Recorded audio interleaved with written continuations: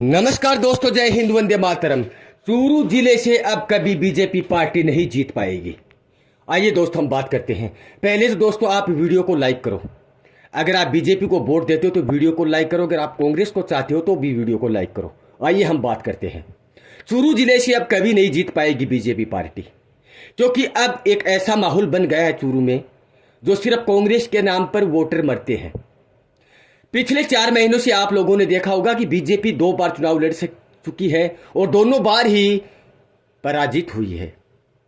क्योंकि इसका भी सबसे बड़ा कारण है क्योंकि चूरू जिले और चूरू तहसील के अंदर सिर्फ 2 ही नेता ऐसा थे जो बीजेपी के मुकाम तक हमेशा पहुंचाते थे। वो थे राजेंद्र सिंह राठौड़ और राहुल जी कसवा।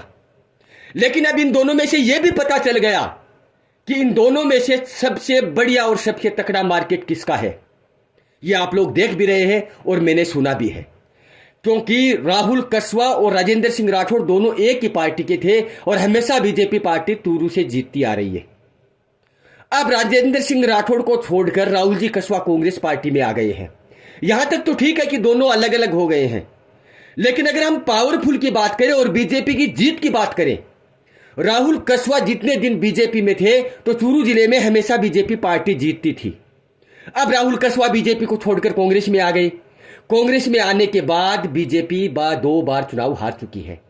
राजेंद्र सिंह जी राठौड़ चूरू जिले के शहंशाह कहलाने वाले इंसान थे। वो तारानगर में नरेंद्र जी बुडानिया के सामने हार गए। फिर लोकसभा चुनाव में राहुल जी कसवा जो बीजेपी को छोड़कर कांग्रेस में आने के बाद कांग्रेस को टिकट की जीत दिलाई है। अब आप लोग थोड़ा सा अनुमान लगा सकते हैं। मैंने जहां तक सुना है तो दोनों में से अगर कंपटीशन किया जाए तो राहुल कसवा आगे है, क्योंकि दोनों बीजेपी पार्टी में थे तो बीजेपी पार्टी जीतती थी। राहुल कसवा अलग होने के बाद अगर फिर भी बीजेपी पार्टी जीतती तो वोटर मानते कि वाकई में राजेंद्र सिंह राठौड़ बीजेपी पार्टी के दमदार नेता हैं। अब राहुल कसवा अलग होने के बाद बीजेपी पार्टी यानी कि राजेंद्र सिंह राठौड़ 2 बार चुनाव हार चुके हैं। तो आप लोग कमेंट बॉक्स में बताइए कि सबसे ज्यादा बीजेपी का ताकतवर नेता कौन सा हुआ। यह आप लोग बताएंगे अभी कमेंट बॉक्स में। अगर राजेंद्र सिंह राठौड़ अगर बीजेपी पार्टी के दमदार खतरनाक नेता होते और राहुल कसवा अगर नहीं होते तो राहुल कसवा कांग्रेस में आने के बाद 2 बार जीत चुकी है।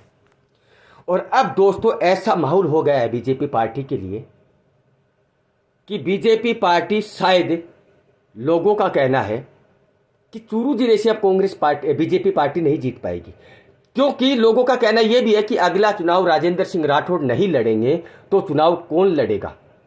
दिग्गज नेताओं के सामने अगर बीजेपी पार्टी की तरफ से अगर नया चेहरा आ गया तो बीजेपी पार्टी के लिए नामुमकिन के बराबर होगा चुनाव लड़ना।